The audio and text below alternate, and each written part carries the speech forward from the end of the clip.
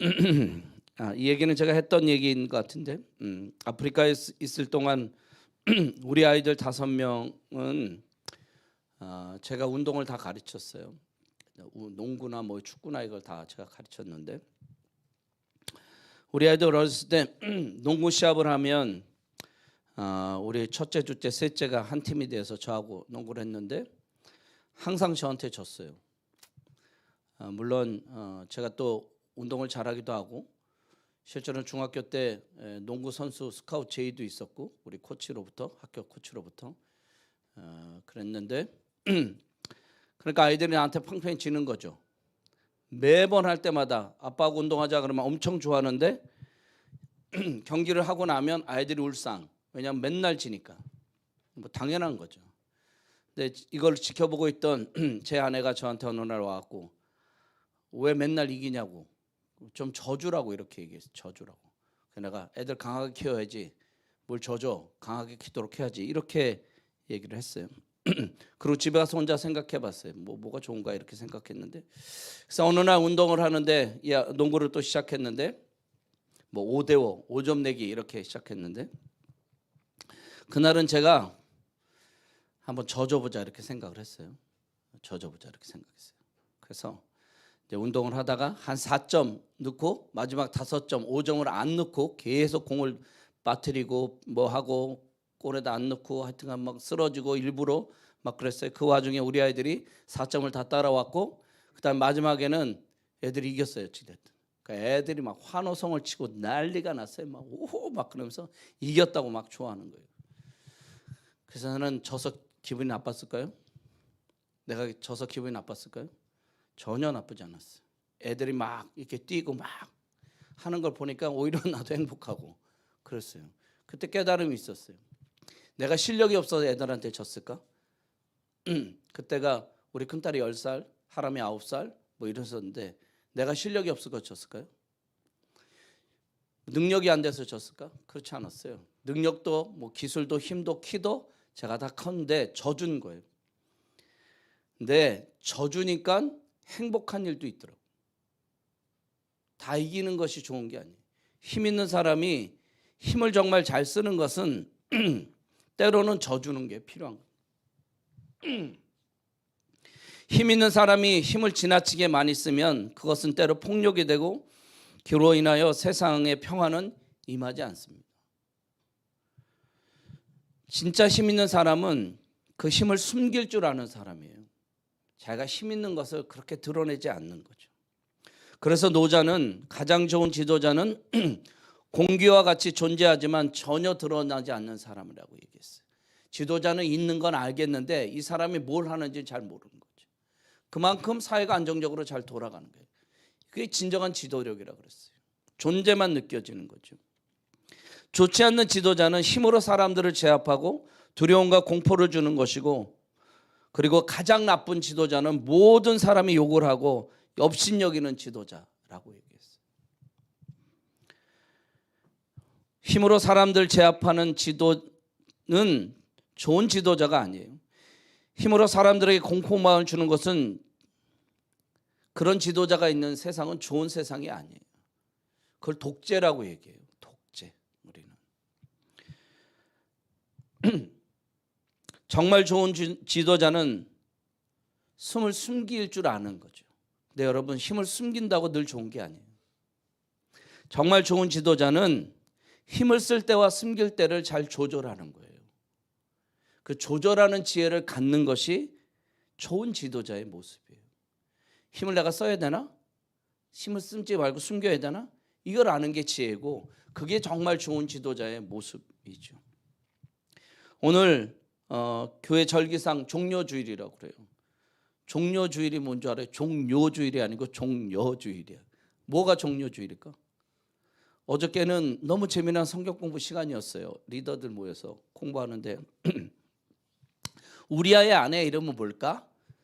갑자기 뜬금없이 다윗이요 이런 말이 나왔어요. 그러니까 이제 계보를 마태복음 같이 읽다가 막, 그리고 오순절 뭐 6월절은 뭐야? 그러니까 또 막 헤매고 막 그래요. 6월절이 6월 달에 있는 절기인 줄 알고, 제가 그랬어요. 제가 청소년 때 그랬어요. 교회 단위 얼마 안 됐어요. 너무 헷갈려갖고. 종려주일은 예수님의 예루살렘 입성일 때 그 백성들이, 예루살렘 백성들이 종려나무 가지를 꺾어서 막 환영해. 그걸 기념하는 날이 오늘이에요. 그리고 그 후로 일주일 동안 예수님 잡히고 체포되고 고난당하고 십자가에 돌아가셔. 그래서 이 주간을 고난주간이라고 얘기해요. 사순절이에요 지금. 사순절은 뭐냐면 어저께 사순절 얘기하니까 죽을 사자를 쓴다고 내가 있기도 하고 하여튼 재밌었어요. 순자는 10번이란 뜻이에요. 10이란 뜻. 그래서 사순절은 40일을 얘기하는 거예요. 40일 뭐냐? 예수님 부활하기 전까지의 40일. 그래서 주님의 고난과 그 부활과 그거를 깊이 묵상하는 기간이 40일. 이건 교회가 이렇게 조직이 되면서 이렇게 지키자라고 정한 거예요. 예수님이 사순절 지켜 이런 말 한 게 아니고. 구약의 사순절도 있어요. 지금 그런 시간이죠. 주님은 이 기간 동안 우리가 얘기하는 이 고난 주간 동안에 체포되고 모욕당하고 조롱당하고 고난당하시고 십자가에 죽으십니다. 그 기간 동안 주님은 어떤 능력도 어떤 힘도 발휘하지 않으십니다. 그런 예수를 사람들은 조롱합니다. 하나님의 아들이거든 십자가에서 내려와서 너 자신을 구원하라고 함께 십자가에 달렸던 강도조차도, 나쁜 짓을 한 사람조차도 예수님을 조롱합니다. 그리고 함께 예수를 따르는 사람들은 잡혀가시는 주님을 보면서 다 도망쳐요. 주를 위해 죽겠다고 하던 베드로는 3번 부인하고 모두 다 도망가요. 누구도 예수님 주변에 남지 않았어요.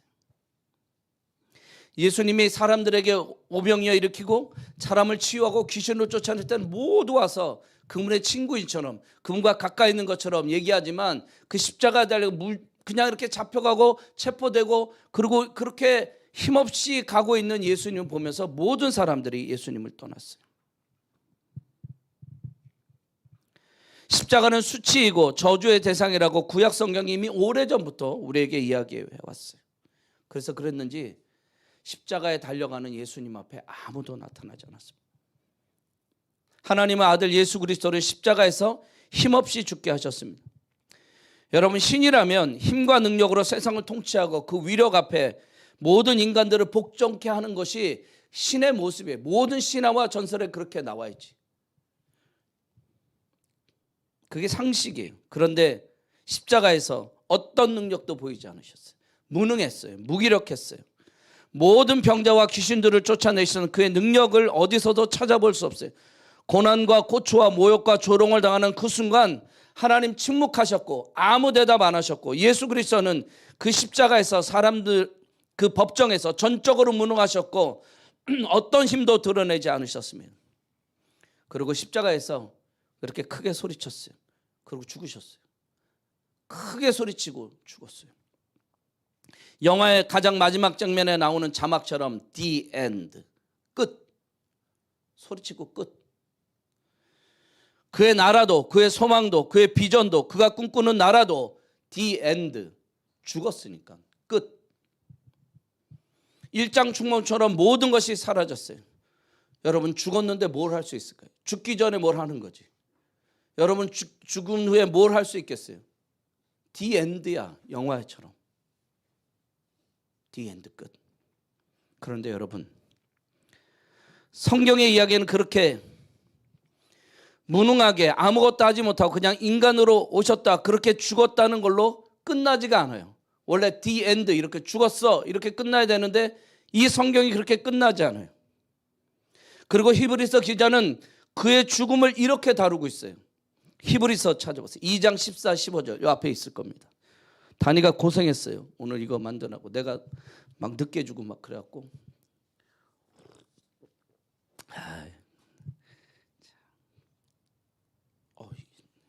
자, 같이 읽어볼까요? 예수님의 죽음을 해석한 거예요. 예수님 왜 죽었나를 얘기하는 거예요. 우리 한번 같이 읽어봐요. 시작. 자녀들은 혈과 육에 속하였음에 그도 또한 같은 모양으로 혈과 육을 함께 지니심. 죽음을 통하여 죽음의 세력을 잡은 자 곧 마귀를 멸하시며 또 죽기를 무서함으로 한평생 매어 종노릇하는 모든 자들을 놓아주려 하심이라. 이 기가 막힌 얘기죠. 저는 이 얘기를 실제로는 40 넘어서 보게 됐어요. 40살이 넘어서 내가 성경을 뭐 50독 60독 거의 100도 가까이 지금 넘어가고 있는 이 와중에 이 이야기를 40이 넘어서 보게 됐어요. 나는 깜짝 놀랐어요. 이 이야기를 보면서 너무너무 놀랐어요. 예수 그리스도의 죽음은 무능의 상징이 아니다, 이렇게 얘기하는 거예요.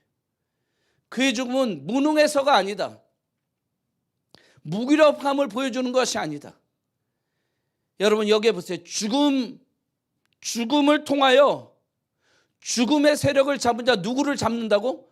마귀를 멸하셔서 죽는 것 두려워서 늘 매여서 어쩔 수 없게 살고 있는 우리를 해방하고 자유케 하기 위해서 죽음의 길을 가셨다는 거예요.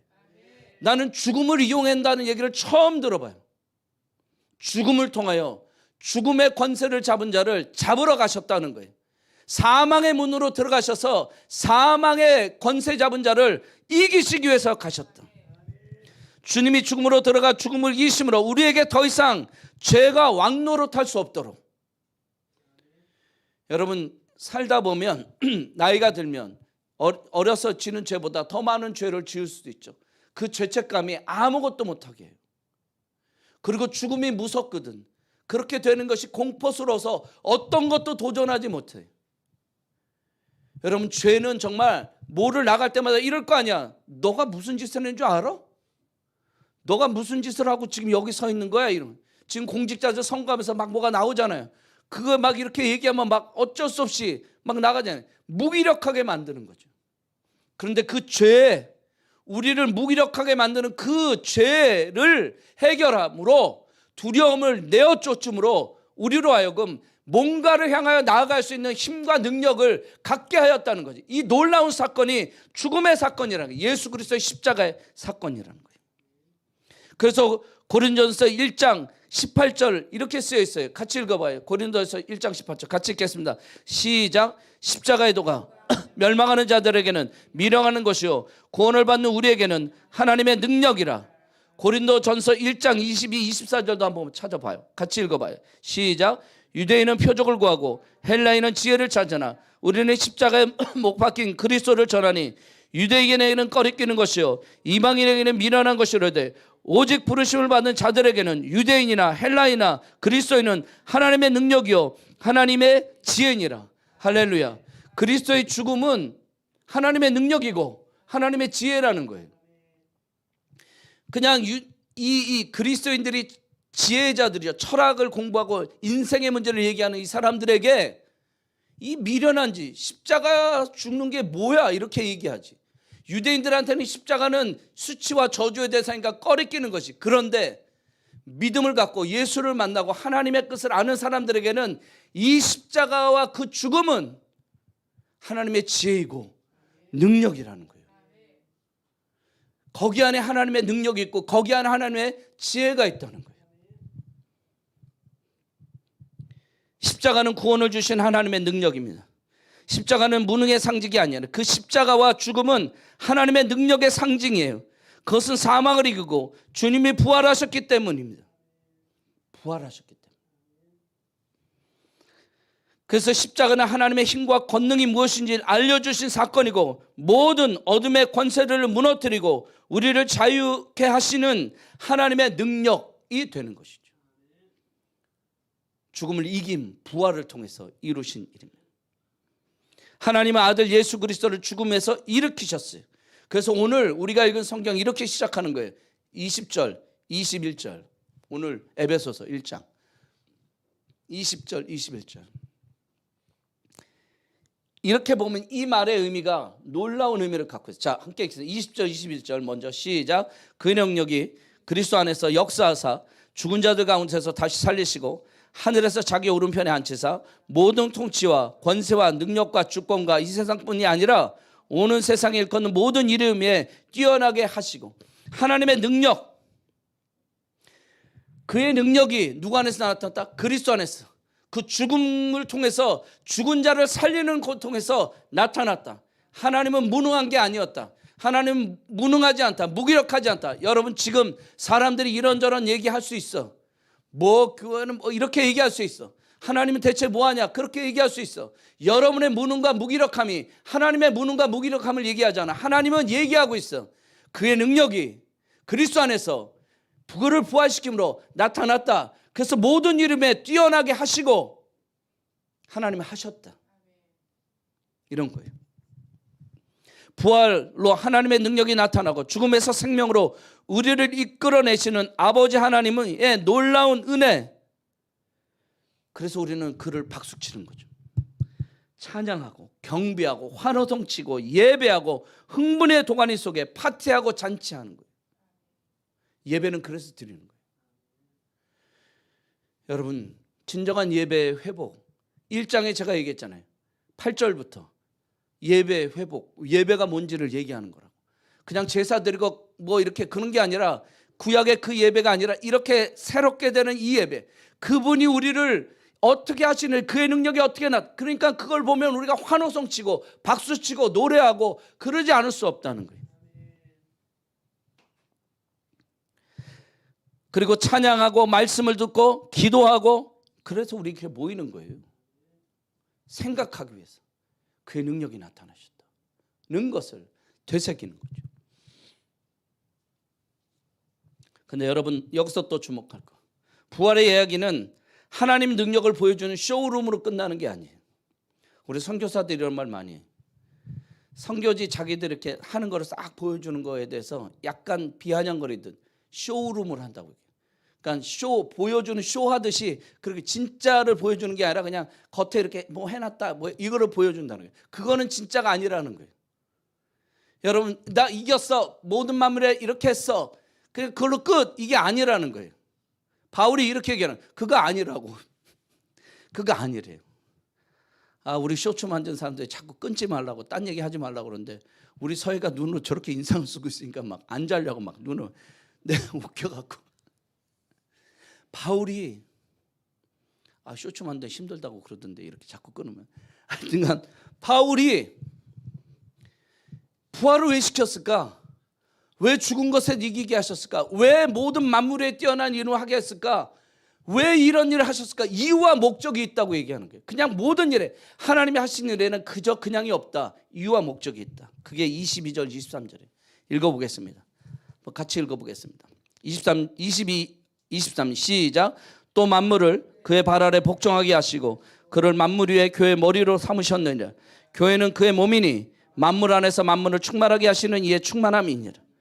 여러분, 이 본문에서 반복되고 있는 단어 두 개, 하나는 충만, 하나는 만물이에요. 만물, 충만, 이 두 단어가 계속 반복. 만물은 모든 이 땅에 존재하는 모든 것을 얘기해요. 만물, 그의 부활과 그의 나타난 어떤 그의 능력, 그걸 통해서 뭘 하냐? 만물을 위한 것이라는 거예요. 만물. 어느 지역적인 어떤 사건이 아니라는 거예요. 이걸 통해서 무슨 어느 한 교회 살리고 뭐 이런 거, 유대교를 어떻게 하고 유대 민족을 회복하고, 이 수준이 아니라는 거예요. 만물 위에 충만케 하신다는 거예요. 충만이라는 것이 빈 곳이 없게 한다는 거예요. 여러분, 예수 그리스도가 오시기 전에 실제로는 이렇게 얘기하잖아요. 성경에서 이 세상의 권세 잡은 자 마귀라고 이렇게 얘기하잖아요. 빈 공간이 있었던 거예요. 하나님을 채울 수 없는 공간. 유대인들에게 있었던 그걸로 유대인들에게 비전을 줬잖아요. 꿈을 줬잖아요. 창세기를 통해서 생육하고 번성하고 땅이 충만하고 땅을 정복해. 그런데 유대인은 실패했어요. 실제로 하나님의 만물 안에 거하시는 그 하나님의 그 충만과 은혜를 유대인을 통해서 나타내는, 그런데 실패했어요. 그래서 예수 그리스도께서 오셔서 그 실패를 극복하시고 오늘 이렇게 얘기하죠. 만물 안에, 우리 안에, 모두 안에 충만케 하시는 충만, 하나님의 은혜, 그리스도의 부활의 소망을 통해서 그가 이루신 죽음을 통하여 죽음을 이기시고 우리로 하여금 해야 될 어떤 일들, 하나님으로 충만케 하는 일을 하게 한다는 거예요.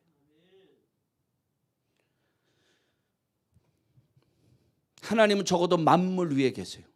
만물과 함께 계시고. 이게 왜 이렇게 중요하냐면, 하나님은 이 세상을 사랑하는 거예요. 하나님은 예수 믿는 사람만 사랑하고 어떤 특정한 집단, 그렇게 얘기하지 않았어요? 요한복음 3장 16절 지난주에 했던 거. 하나님이 어디를 사랑해? 세상을 사랑해. This world, 하나님이 만드신 모든 세상을 사랑해. 유대인들이 이렇게 생각했어요. 하나님 우리만 사랑해. 우리만 이렇게 생각. 그게 아니에요. 하나님 만물 위에 계시는 거예요. 그리고 예수 그리스도를 통해서 예수 그리스도를 만물 위에 뛰어나게 하시고 이름을 뛰어나게 해서 만물이 그 발 앞에 복종하게 하시고, 그리고 그를 통하여 교회라는 말이 처음 나오잖아요. 여기 에베소서 1장에 처음으로 교회라는, 교회의 머리가, 만물 위에 교회의 머리가 되게 하셨다는 거예요. 교회가 뭘 해야 되는지 얘기하고 있는 거예요. 교회는 교회로 존재하는 게 아니에요. 교회의 이유와 목적은 만물 위에 충만한 그리스도의 은혜를 선포하고 드러나고 나타내는 데 있는 것이죠. 하나님 적어도 만물을 보고 계세요. 하나님의 통치와 역사와 능력을 충만하게 하려 하는 것이 예수 그리스도의 부활의 의미예요. 부활했어, 이걸로 끝이 아니에요. 구원받았어, 이게 끝이 아니에요. 나는 어렸을 때부터 그것만 늘 들어갔고 그게 아니에요. 거기서부터 시작을 해야 되는 거죠. 오늘 예수적인 신앙생활을 교회 안에서 하고요. 교회 안에서 뭐 열심히 한 신앙생활 잘하는 줄 알아요. 그런데 교회 안에서 소리치고 노래하고 기도하고 난리를 치고 주님이 없다고 말하는데, 에베소서에서 처음 교회라는 단어가 나오는데 만물의 주가 되시는 만물의 하나님, 만물을 통치하시고 만물 안에 계시고 모든 것 안에 하나님의 은혜를 충만하게 하려고 하는 하나님의 비전을 얘기하잖아요. 그러니까 신앙생활은 교회에서 하는 게 아니에요.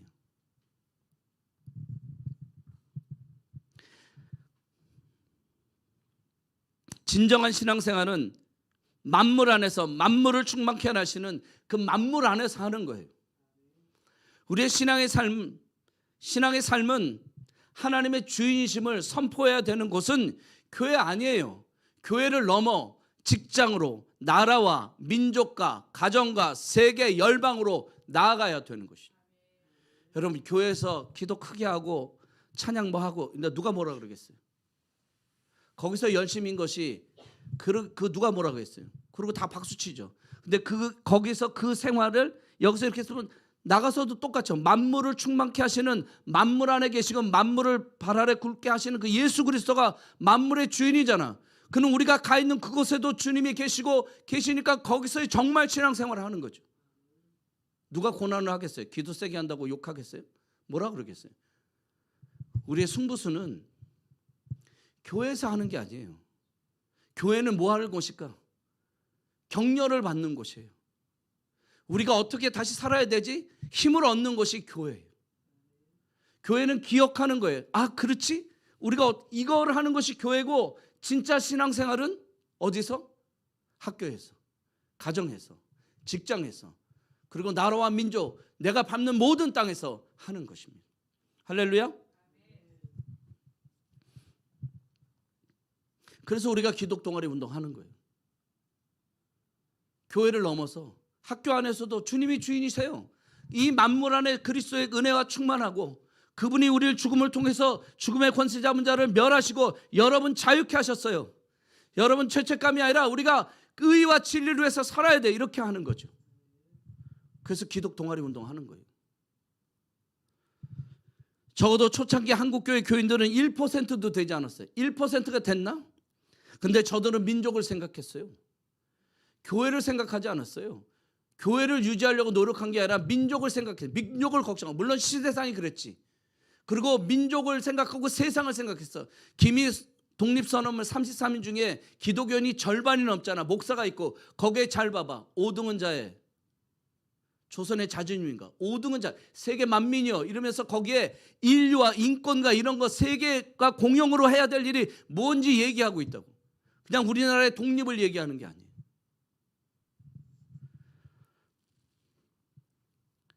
여러분, 지난번에 한번 얘기했던 양정고등학교 선생님이셨던 김교신 선생, 조선에게 성서를 조선이 라는 말을 선포하고 민족과 나라를 걱정하고 위에 기도할 뿐만 아니라 교회 안에 갇힌 하나님 아니라 세상 가운데 역사하시는 하나님을 드러냈어요. 이게 놀라운 거죠. 김교신이라는 분이 그런 거죠. 그런데 지금 교회는, 예수 믿는다고 하는 사람들은 세상 속에서 세상과 같은 삶을 사며 하나님의 능력의 구원의 은혜를 드러내고 있는지 묻고 싶어요. 여러분은 정말 예수를 믿는 것이 무엇인지 아는지 묻고 싶어요. 그게 어떤 능력을 갖고 있는지 아는지 묻고 있어요. 만물 안에서 만물을 충만하게 하시는 하나님을 여러분 드러내고 있습니까? 자신의 성공을 말하고 자신의 부를 전하고 나 우리 교회 우리 뭐 여기에 사로잡혀 있는 그리스도는 어디 계세요? 하나님은 어디 계세요? 제 입에서 우리 뭐 이런 말, 우리 뭐 SC, 우리 뭐 기독교 이렇게 말을 내가 그렇게 뭐 많이 하던가요? 여러분, 우리 이전에 하나님이 뭘 하셨는가를 봐야 합니다. 정신 차리세요. 하나님의 구원을 개인에서 멈추고 하나님을 나에게 가두고 교회에 가두면 안 되죠. 머리이신 주님은 만물 안에 충만하신 거예요. 그리고 우리의 머리예요. 교회의 머리도 예수 그리스도예요. 로마서 14장 17절을 한번 읽어보겠습니다. 우리 로마서 같이 읽겠습니다. 시작. 하나님의 나라는 먹는 것과 마시는 것이 아니요 오직 성령 안에서 의와 평강과 희락이라. 하나님의 나라는 먹고 마시는 것에 있지 않습니다. 하나님 나라는 성령 안에서 의와 평강과 희락입니다. 하나님의 나라의 목표는 먹고 마시는 것이 아니에요. 이거 지난주 성경 공부하다 아이들한테 한 얘기예요. 여러분, 존재하기 위하여 살기 위하여 우리는 먹고 마시는 것이 필요해요. 필요 없다는 얘기 아니에요. 필요합니다. 그런데 먹고 마시고 하는 것은 수단이에요. 뭘 이루기 위하여? 의와 평강과 희락을 이루기 위해서, 내가 의와 평강과 희락을 위해서 먹고 마시는 게 내가 존재해야 할 수 있으니까. 그러니까 먹고 마시는 것은 수단이에요. 그게 목적이 될 수가 없어요. 그게 목적이 되는 순간 우리는 의와 희락과 화평을 잃어버리게 돼 있어요.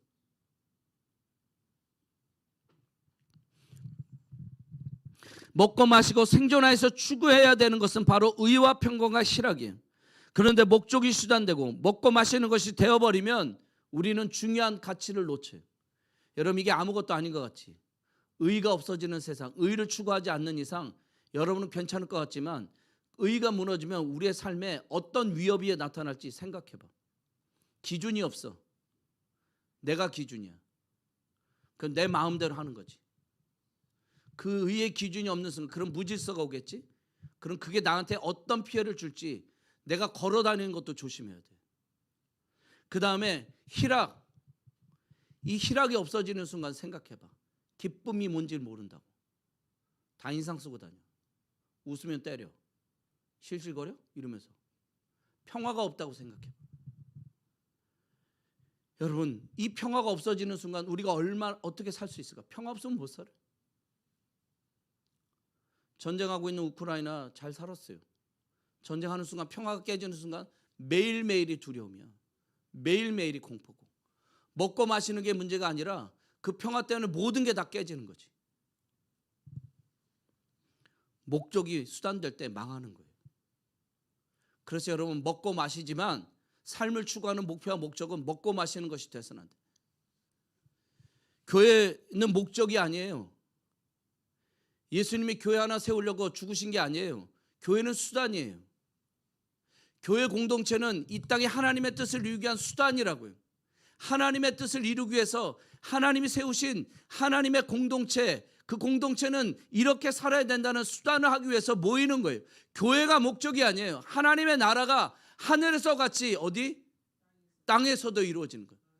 교회에서도 이루는 게 아니라 땅에서도. 우리 교회는 목적이 아니에요. 우리 교회인 우리는 하나님 나라가 이 땅에 이루기 위해서, 그의 능력이 나타난 것을 드러내기 위해서 그래 사는 거죠.